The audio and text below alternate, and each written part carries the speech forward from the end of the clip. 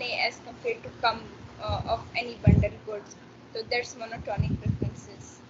मतलब that's monotonicity. Okay. Okay. For now, for at your level, perhaps these are right answers to say that. First of all तो monotonic को सीधा सीधा यहाँ से economic से उठाइए और सीधा इंग्लिश की डिक्शनरी में ले जाइए और उसका उर्दू तर्जुमा निकालिए.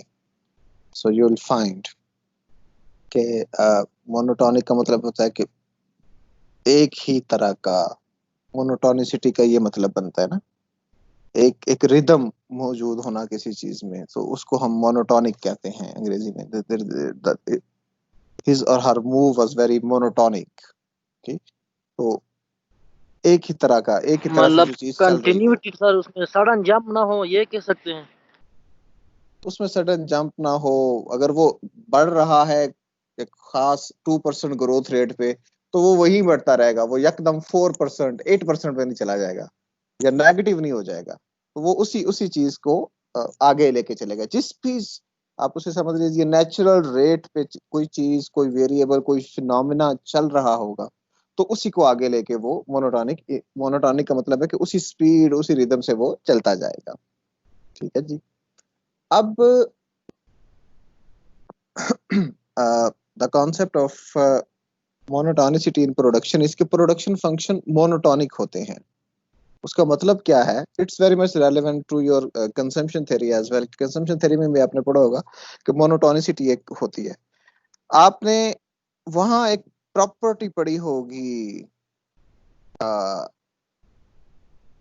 If all prices and incomes are increased there will be no effect on your utility. ये इस तरह का कुछ आपने property of Marshallian demand function कहीं ना कहीं आपने पढ़ी होंगी ये previously. Degree zero, homogeneity of degree zero. Increase action it will not affect our utility, वो तो नहीं सर. हाँ जी.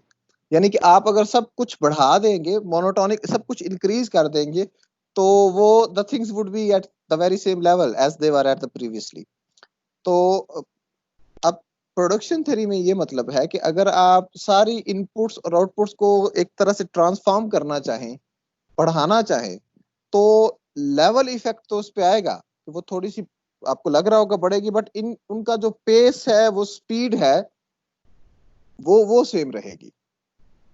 ओके. तो ट्रांसफर मोनोटोनिक ट्रांसफॉर्मेशन है. तो एक आप एक प्रोडक्शन फंक्शन को पकड़ते हैं, it has certain inputs, it has certain output which it creates. तो वहां से आप उसको ट्रांसफॉर्म करके या डबल करना चाहें, तो वो उसकी वो स्पीड वही रहेगी, स्पीड ऑफ एडजस्टमेंट वही रहेगी. तो ये एक मोटा मोटा एक कॉन्सेप्ट है. ये मैं अब दूसरा सवाल ये उठता है कि मैंने यहाँ ये लिखा क्यों हुआ है. Let me show you the slide. Okay. It does not follow the monotonicity. ये लिखा क्यों हुआ है? मैंने पिछले लेक्चर में कहा था कि टेक्नोलॉजिकल कंस्ट्रेंट 4 किस्म की होती हैं. उनमें से एक कंस्ट्रेंट थी होमोथेटिसिटी. ये भी शायद आपने पहले मैथमेटिक्स में या माइक्रो में कहीं देखा हो कि होमोथेटिक प्रोडक्शन फंक्शंस या होमोथेटिक यूटिलिटी फंक्शंस होते हैं. होमोथेटिक फंक्शंस वो होते हैं, मैं मोटा मोटा बता दूं आपको, जिनकी मोनोटोनिक ट्रांसफॉर्मेशन हो पाती है. यानी कि अगर आप एक फंक्शन को उठाएं, उसको अगर एक्स वाई तो हम वेरिएबल ले रहे हैं. There is a function p which comprise of a lot of x's and some output q, और आप उसको अगर बढ़ाना चाहें इन अ वे कि एक और एक बड़े प्रोडक्शन बंडल में आप उसको ले जाना चाहें, तो वो उसकी एक मोनोटोनिक ट्रांसफॉर्मेशन होगी. तो कई फंक्शन होते हैं जो कर पाते हैं उस ट्रांसफॉर्मेशन को, कई नहीं कर पाते. तो ये इस लियोंटिफ प्रोडक्शन फंक्शन की एक कैरेक्टरिस्टिक ये है कि इसको आप ट्रांसफॉर्म नहीं कर पाएंगे. कि एक प्रोडक्शन सेट है मेरे पास, एक प्रोडक्शन बंडल है, उसको एक बड़े प्रोडक्शन एटमॉस्फेयर में या मैं ट्रांसफॉर्म करना चाहूं, तो ये उसमें जाके एडजस्ट नहीं होगा. रीजन इसकी बिल्कुल वही है सादी, कि चूंकि इसमें खास किस्म के फिक्स प्रोपोर्शन यूज हो रहे होते हैं, so they are not very adjustable to every situation accordingly. उन्होंने वही रहना होता है. लिहाजा इनकी मोनोटोनिसिटी को ये जो फंक्शन होते हैं लियोंटोफ प्रोडक्शन फंक्शन और द फिक्स प्रोपोर्शंस ये फॉलो नहीं करते। ठीक है जी। सर जी सर मुझे ट्रांसफॉर्मेशन वाली बात नहीं समझ आई, what does it mean transform नहीं कर पाते हैं? ओके सेम सर, मुझे भी कोई खास जी कंसेप्ट जी समझ नहीं आया। ऑफ कोर्स ये मैं I totally get your point. आप जो समझिए कि देयर इज एक प्रोडक्शन एक फर्म है, वो एक चीज बना रही है, लेट्स कॉल इट समथिंग ए, वो एक चीज बना रही है, एक फर्म है छोटी सी, और वो जो एक चीज ए बना रही है that quantity Q is basically based on this fix proportions x1 and x2। ठीक है जी। लिहाजा वो एक fix proportion perfect complement inputs हैं, उनके साथ वो अपनी प्रोडक्ट बनाती जा रही है, the firm A. But imagine a scenario कि फर्म ए एक बहुत बड़ी ग्रुप ऑफ कंपनीज का हिस्सा है, को 8-10 ग्रुप ऑफ कंपनी, एक बहुत बड़ा ग्रुप है, उसका एक वो छोटा सा पार्ट है जो वो अपना काम कर रही थी। अब आप उनको कहते हैं कि जी जो ग्रुप की मेन और सम अदर इकोनॉमिक एक्टिविटी है, हम इस अपनी फर्म को उठा के भी इसकी प्रोडक्शन को भी उधर ले जाते हैं। ठीक है। So the production which is going on in firm A, वो उस आराम से वो transform into the main group of companies main activity वो नहीं कर पाएगा अगर वो परफेक्ट कॉम्प्लीमेंट्स को लेके कोई चीज बना रहा है तो। ठीक है। यानी कि आप एक छोटी फर्म की एक्टिविटी को आप बहुत सादी, बहुत ही बेसिक जुबान में अगर हम देखें तो एक छोटी फर्म की एक्टिविटी को एक लार्ज बहुत बड़े ऑपरेशन में वो जम नहीं कर सकते अगर वो फर्म जो है वो इनपुट्स जो है वो परफेक्ट कॉम्प्लीमेंट्स हैं और वो चल रही हैं इस लियोंटोफ प्रोडक्शन फंक्शन पे, तो उसको आप उठा के एक बड़े ऑपरेशन में नहीं डाल सकते, उन चीजों को वो नहीं फिट इन नहीं करेंगी। ठीक है। अभी आगे हम मजीद प्रोडक्शन फंक्शन देखते हैं तो वहां पे थोड़ा सा कंपैरिजन भी एक जनरेट हो जाएगा, तो फिर आपको ये चीज ज्यादा मुनासिब समझ आ जाएगी कि होमोथेटिक प्रोडक्शन फंक्शन होते क्या है बेसिकली। ठीक है। Although it is beyond a little beyond the scope of your study, but लेकिन आपको मोटा मोटा पता होना चाहिए कि ट्रांसफॉर्मेशन भी एक चीज होती है। तो हम अगले एक दो में देखते हैं। सो आई होप वहां मैं ज्यादा अच्छा एक्सप्लेन कर पाऊंगा आप लोगों को ये चीज क्या है। तो apart from this monotonicity any ये प्रोडक्शन लियोंट ऑफ प्रोडक्शन फंक्शन समझ आ गया जी? कोई इशू? किसी को कोई इशू है तो रेज योर हैंड। सर जी फरमाइए। Sir what is the A?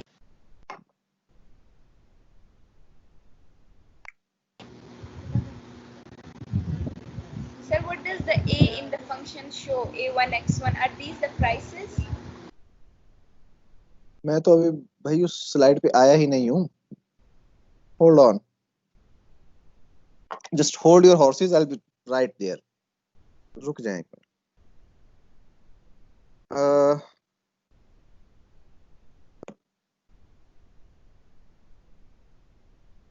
Okay, coming back to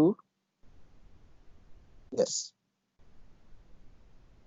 So the second type of production functions are such that they are based on perfect substitutes.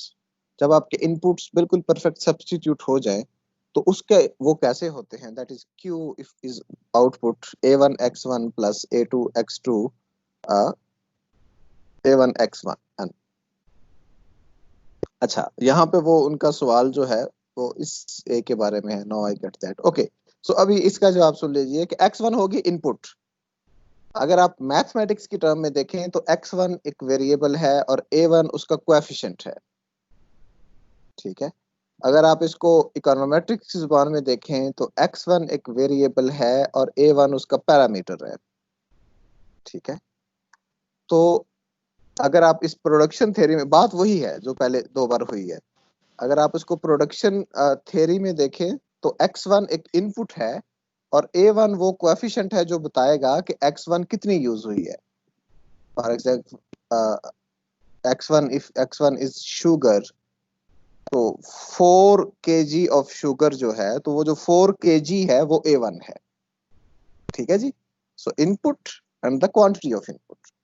So A1, A2, AN, those are the coefficients which show the quantity of the inputs x1, x2 and xn. ठीक है जी, एक बात ये clear होगी. Can So we call it share, sir? Share of x1 or नहीं, share share of और x2? Share आगे आते हैं, शेयर और चीज होती है. ये उनकी क्वांटिटी है, उनका मैग्नीट्यूड है. ठीक है, शेयर पे भी अभी आते हैं.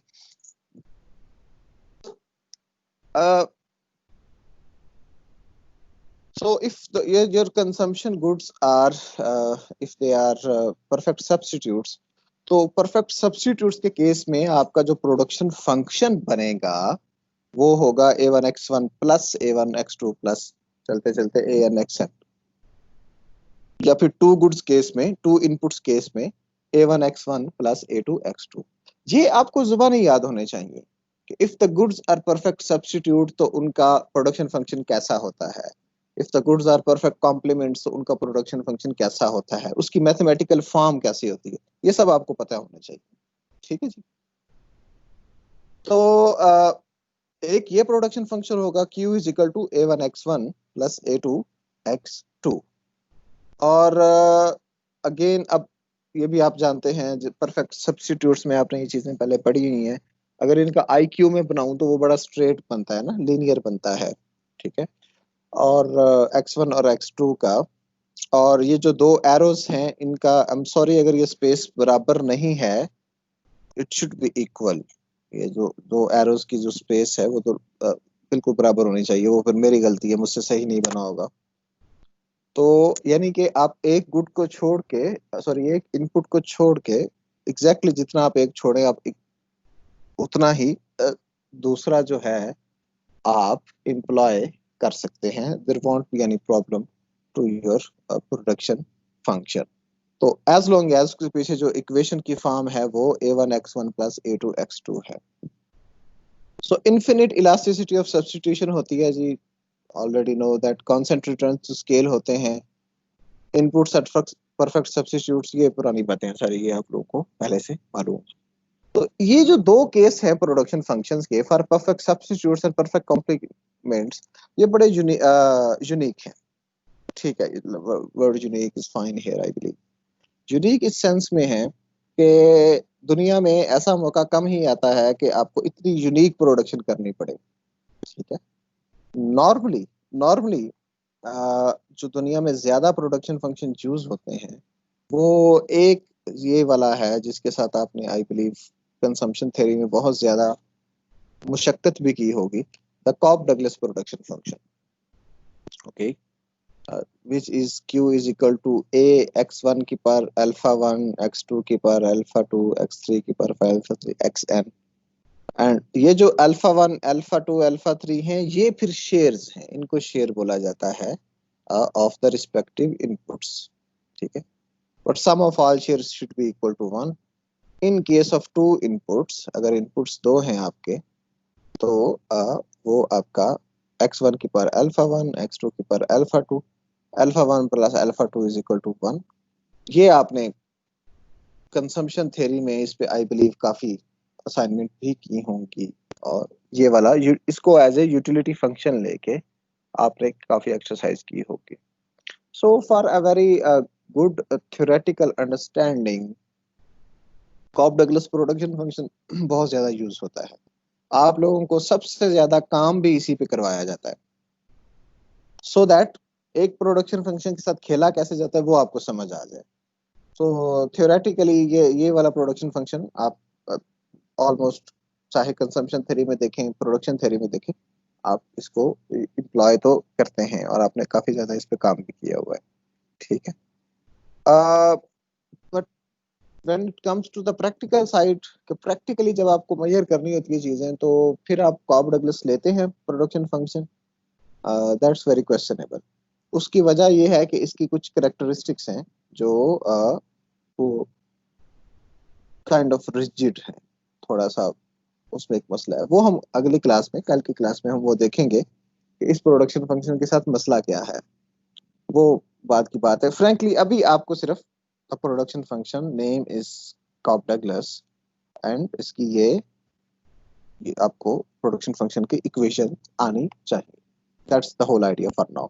उसमें तो इनपुट्स होते हैं और इनपुट्स के शेयर भी दिए होते हैं। CES production functions, constant elasticity of substitution function, production function बोला जाता है जी इनको, ठीक है। They are more or less like the previous one, Cobb-Douglas one. There is a slight change, however, and that change is that these type of functions are embedded with a variable rho. That variable is the substitution parameter. Okay. दो चीजों में कभी confusion मत कीजिएगा। मैं एक minute जरा आपके साथ इस पे डिस्कशन कर ही लूं